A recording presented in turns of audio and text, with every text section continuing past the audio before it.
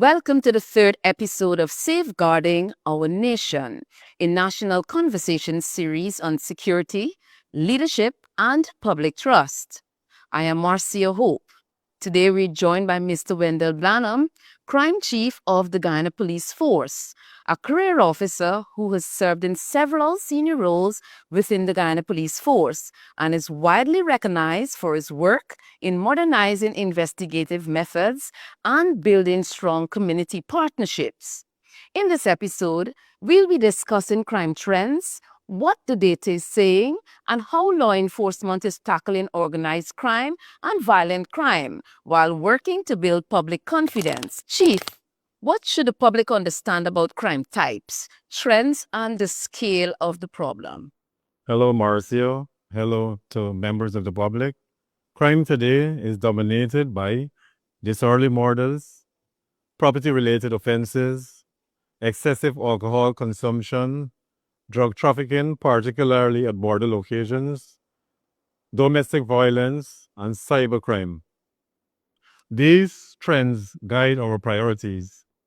The reality is that most of the crimes are committed by a small minority of the population, and that is why most of our attention is focused on key offenders and hotspots.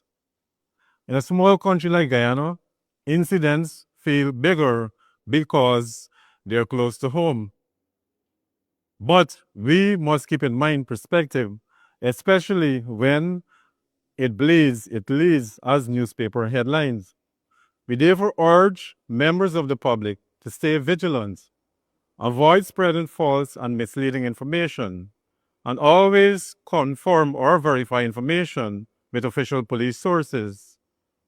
Together, we can keep our communities safe. We are here to work with you. The statistics show violent crime is down, but many people still feeling unsafe. Why and what's being done? I understand that very deeply. Fear is shaped by experience and not numbers. In reality, even one violent crime is one too many. My message is we are listening, we are working, and we will not stop until every Guyanese feels safe. Having said that, I think there are three reasons for this perception gap. One, every crime, no matter how rare, has a real victim. And those stories spread faster than statistics. In a small society like Guyana, every incident feels closer to home. Two, high profile incidents.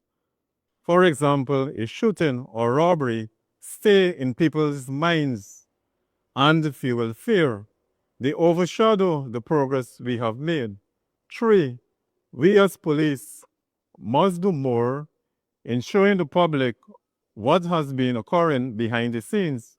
For example, increased visibility, community awareness and engagements, and public awareness programs aimed at urging persons to desist from listening to false or misleading information and to conform with reliable sources. We urge the citizens to work with us. Share your concerns with us. Together, we can make Guyana safer. Together, we can work with the public to close the gap between perception and reality. What are the main strategies you're currently using to fight crime? For me, policing is about protecting every citizen, ensuring that they feel safe in their homes, communities, and daily lives. And that is why we are focused on what I would call the three C's. One, crime prevention. Two, community presence. And three, collaboration. Crime prevention. We continue to rely on our crime data to target hotspots to prevent crimes. Community presence. We have increased our deployment across all the crime-prone areas to ensure that criminal elements do not take advantage of vulnerable persons within our communities.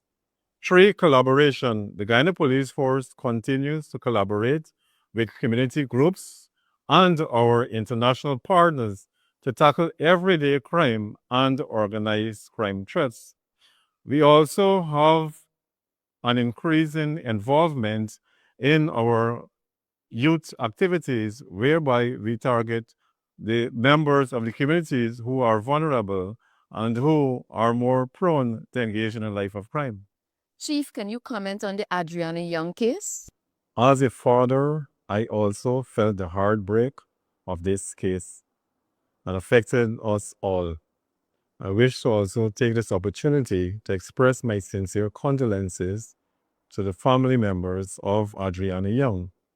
It was a tragic loss that shook the entire nation, and we have learned from it. The sad reality, however, is that there were factual circumstances, and those facts were hijacked by persons with sinister motives and lawless behaviors. The case of Adriana Young is still listed as an active investigation. Detectives were advised to continue further investigations, and on completion, the case file will be forwarded to the Director of Public Prosecution for her legal opinion. Additionally, the former Region 3 commander, along with several of his ranks and the civilian, remain on administrative leave. I also wish to address an issue that is in the public domain.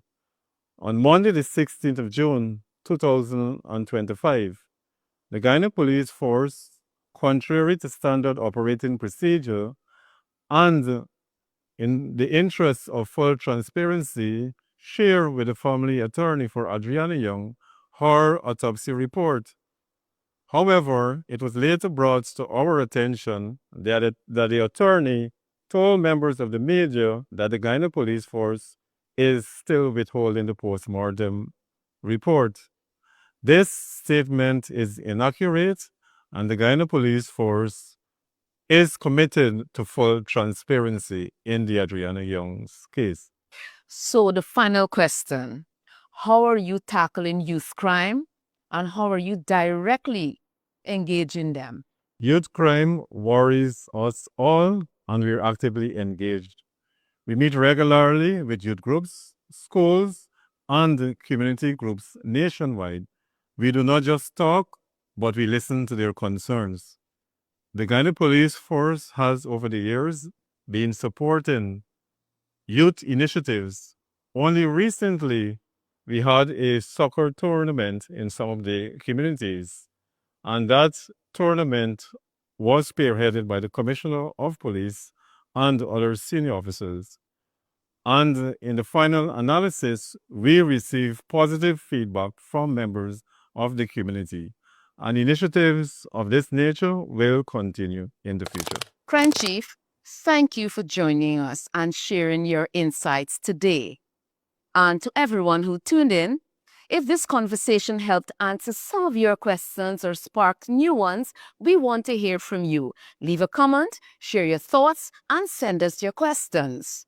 This is Safeguarding Our Nation, a conversation series on national security and public trust. Until next time, stay informed and stay engaged.